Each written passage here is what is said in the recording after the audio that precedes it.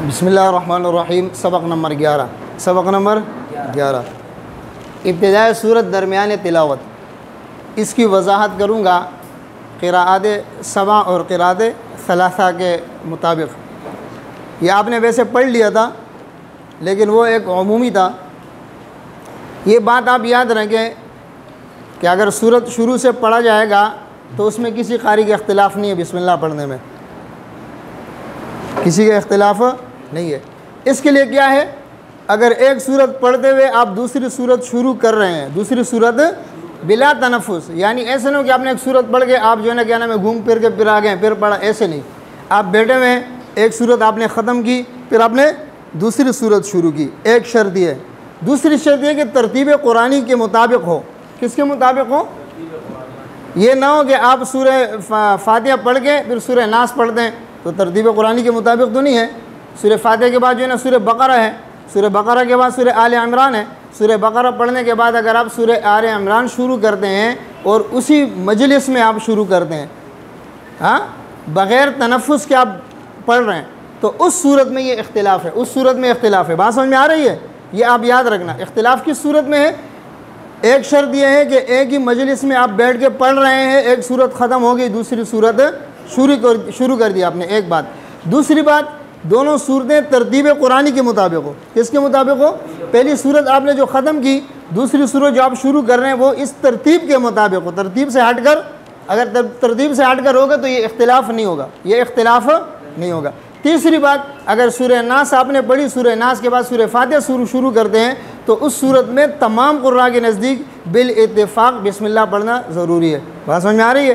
सूरह नास पढ़ के अगर आपने सूरह नास ख़त्म कर दी, उसके बाद सूरह फातिहा शुरू कर दे, सूरत नास के बाद अगर दोबारा आप सूरह फातिहा शुरू करते हैं तो उस सूरत में तमाम कुर्रा के नज़दीक बिस्मिल्लाह पढ़ना क्या है? बिल इत्तिफ़ाक़ बिस्मिल्लाह पढ़ना ज़रूरी है। बात समझ में आ रही है? मैंने आपको कितनी बातें बताई। पहली बात ये बताई है कि अगर आप देखो ये इख्तिलाफ़ किस सूरत में है, एक सूरत ख़त्म होते हुए दूसरी सूरत आप शुरू कर रहे हैं, एक बात सही है, और इसमें आप जो है ना क्या नाम है एक ही मजलिस में बैठ गए, सही है। दूसरा शर्त यह है कि आप तरतीब कुरानी के मुताबिक पहली सूरत ख़त्म करके दूसरी सूरत तरतीब कुरानी के मुताबिक आप पढ़ते हैं तो ये इख्तिलाफ़ होगा, वरना दो नहीं होगा। बात समझ में आ रहा है? अच्छा, इस इख्तिलाफ़ को समझो। इसके अंदर कितनी चीज़ें हैं? बसमला फ़कत, सिर्फ बिस्मिल्लाह पढ़ना। आदम बसमला फ़कत, बिस्मिल्लाह बिल्कुल नहीं पढ़ना। बात समझ में आ रहा है? जवाज़ बसमला, बिस्मिल्लाह पढ़ना भी, और तीनों चीज़ें हैं। जवाज़ वो जो ना फ़कत पढ़ना ज़रूरी था, ये जवाज़ है। क्या है? समझ में आ रहा है? वसल बिदून बसमला, ये भी जवाज़ है। वसल बिदून बसमला मिलाकर पढ़ना। सजदा बिदून बसमला, बिदून बसमला सजदा करना, ये भी जवाज़ है। ये जवाज़ मैंने क्यों लिखा? 1 2 3, ये तीनों इनके नज़दीक जायज़ है। इन तीनों में से कोई एक सूरत आप पढ़ें तो जायज़ है, इसलिए जवाज़ है। तीनों के अंदर क्या है? जवाज़। बात समझ में आ रही है? अच्छा, ये कानून रिवायत है ना, इनके नज़दीक बिस्मिल्लाह पढ़ना क्या है? ज़रूरी है। जिस तरह मैंने आपको इब्तिदाई सूरत दरमियान तिलावत जो मैंने आपको पढ़ाया था ना, वो इनके नज़दीक है। जो मैंने आपको पढ़ाया था वो इनके नज़दीक, किन के नज़दीक है? इनके नज़दीक। जो 6 सूरतें आपको मैंने पढ़ाई थी ना, 6 सूरतें, जिसके अंदर मतलब एक सूरत ख़त्म होते हुए दूसरी सूरत शुरू होती है, तो उस सूरत में बिस्मिल्लाह पढ़ना। फिर उसके 4 सूरतें बताई थी कि बिस्मिल्लाह जो है ना क्या नाम है, बिस्मिल्लाह क्या नाम है, फ़स्ल कुल वस्ल कुल फ़स्ल अव्वल वस्ल सानी वस्ल अव्वल फ़स्ल सानी। उसमें मैंने आपको बताया था ना कौन सा जायज़ है कौन सा नाजायज़ है, बताया था ना आपको मैंने। वो सूरतें इनके नज़दीक है। किन के नज़दीक है? इनके नज़दीक, सही है। ये कालून इब्न कसीर के 2 रावी है, बज़्ज़ी कुंबुल आसिम इनके 2 रावी है, शोबा और हफ्स किसाई इसके 2 रावी है, अबुल हारिस दूरी अबू जाफ़र इनके भी 2 रावी है, इब्न वरदान और इब्न जम्माज। बात समझ में आ रहा है? यानी इनके नज़दीक उस तरह पढ़ना है। उससे हट के फिर आदम बसमला फ़कत, बिस्मिल्लाह नहीं पढ़ना है, बिस्मिल्लाह नहीं पढ़ना है। उनके नज़दीक वो इमाम हमज़ा कूफ़ी और खलफ़ आशिर, इमाम हमज़ा कूफ़ी और खलफ़ आशिर, यानी ये क़िराअत आशरा के अंदर है। क़िराअत सलासा जो हम कहते हैं ना, ये खलफ़ साथ में क्या नाम है छठी क़िराअत है। कौन सी क़िराअत है? छठी क़िराअत है। समा के अंदर छठी क़िराअत है। इसका पहला रावी खलफ़ है, दूसरा क्या है? खल्लाद है। और ये खलफ़ यही खलफ़ है, लेकिन यहाँ पर इसकी क़िराअत आशरा ने आखिरी जो 10वीं क़िरात है, 10वीं क़िरात वो खलफ के नाम से है। किसके नाम से? इनके दो रावी इसहाक़ और इदरीस। तो इन चार रावियों के नज़दीक बिस्मिल्लाह नहीं पढ़ी जाएगी। बात समझ में आ रही है? उसके बाद अच्छा, इसके अंदर एक और बात है।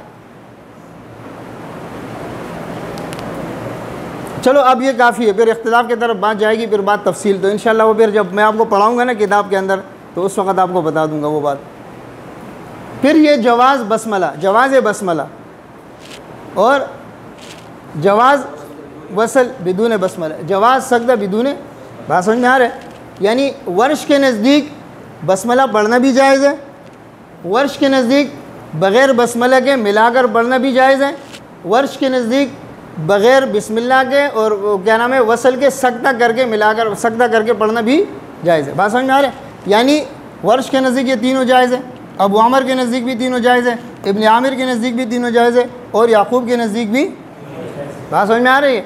देखो इसके अंदर ये 1 2 3 ये क़िरात सलासा है। क्या है? सबा के बाद जो है, सही है? 1 2 3 सही है?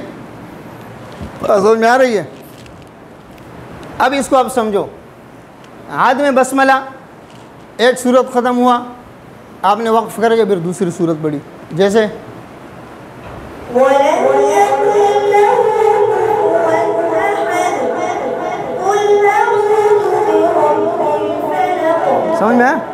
समझ में आया? ये तो आपको समझ आ गया है ना? ये तो आपको मैंने पढ़ा दी थी इब्तिदाई सूरत, दरमियान तिलावत में आपको मैंने ये सूरत पढ़ा दी थी, सही है? उसमें आप देखें ये सूरत आपको नहीं पढ़ाई थी तो आपको समझ में आ गई। हाँ, अब ये सूरतें देखो, जवाज़ बसमला इसके तरह है, जवाज़ बसमला इसके तरह है। जिस तरह ये सूरत आपको मैंने पढ़ाई थी ना इब्तिदाई सूरत दरमियान तिलावत में, जवाज़ बसमला उसी तरह है, जवाज़ बसमला उसी तरह। लेकिन वहाँ पर बिस्मिल्लाह पढ़ना ज़रूरी था, यहाँ पर जायज़ है। फ़र्क समझ में आ रहा है? वहाँ पर पढ़ना क्या है? ज़रूरी है और इनके नज़दीक जायज़ है, सही है? अच्छा, दूसरी सूरत है वसल बिदून बसमला, मिलाकर पढ़ना, पढ़ें।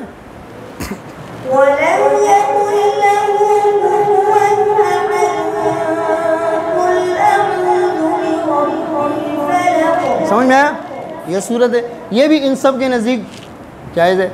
इन सब के नज़दीक तीसरी जो सूरत है सजदा बिदून बसमला, सजदा करके पढ़ें।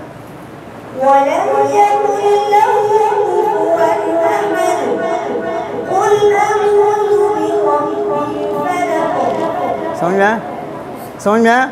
इख्तिलाफात भी समझ में आ गए। देखो बात सुनो, सबा के अंदर ये हो गए, सबा के अंदर कालून इब्न कसीर, इसके 2 रावी हो गए। कितने हो गए? 3 रावी हो गए। इब्न आसिम इमाम आसिम के 2 रावी हो गए, कितने हो गए? 5 हो गए। किसाई के 2 रावी कितने हो गए? 7। यानी क़िराअत सबा के अंदर क़ुराए सबा के नज़दीक 7 क़िराअत, 1 2 3 क़िराअत, 1 रिवायत, यानी 7 रिवायतों में बिस्मिल्लाह पढ़ना ज़रूरी है। ये कुल 14 रिवायतें, कुल कितनी रिवायतें? 14 रिवायतें ना। 7 रिवायतों में कुल कितनी रिवायतें? 7 क़िराअतों में 14। बात समझ में? यानी 14 में 7 में क्या है? बिस्मिल्लाह पढ़ना ज़रूरी है। बात समझ में आ रहा है? 7 रिवायतों में। और क़िराअत आशरा में, आशरा के अंदर अबू जाफ़र 2 रावियों के नज़दीक पढ़ना ज़रूरी है। बात समझ में आ गई? उसके बाद फिर ये इमाम हमज़ा कूफ़ी, ये क़िराअत सबा में, किसमें? क़िराअत सबा में इन 2 रावियों के नज़दीक नहीं पढ़ने, इन 2 रावियों के नज़दीक नहीं पढ़ने। और ये खलफ़ आशिर, ये क़िराअत सलासा में है, इन 2 रावियों के नज़दीक भी बिस्मिल्लाह नहीं पढ़ने। यानी क़िराअत आशरा में 4 रावियों के नज़दीक बिस्मिल्लाह नहीं पढ़नी है, 4 रावियों के नज़दीक बिस्मिल्लाह नहीं पढ़नी है, और 9 रावियों के नज़दीक बिस्मिल्लाह पढ़नी है। कुल 20 रिवायतें, कितनी रिवायतें हैं? 20 रिवायतों में से 9 के नज़दीक बिस्मिल्लाह पढ़ना ज़रूरी है, 4 के नज़दीक बिस्मिल्लाह नहीं पढ़ेंगे। बाकी कितने बच गए? 7। देखो 1 2 3 4 5 6 7, इन 7 के नज़दीक बिस्मिल्लाह में इख्तियार है। बिस्मिल्लाह में क्या है? बिस्मिल्लाह पढ़ो या बग़ैर पढ़े हुए मिलाकर पढ़ो या सजदा करो, इनके नज़दीक। बात समझ में आ रही है कि नहीं आ रही है? हाँ, इसमें और कोई बात समझने की, आपको अगर कोई बात समझ में नहीं आई है तो पूछ सकते हैं।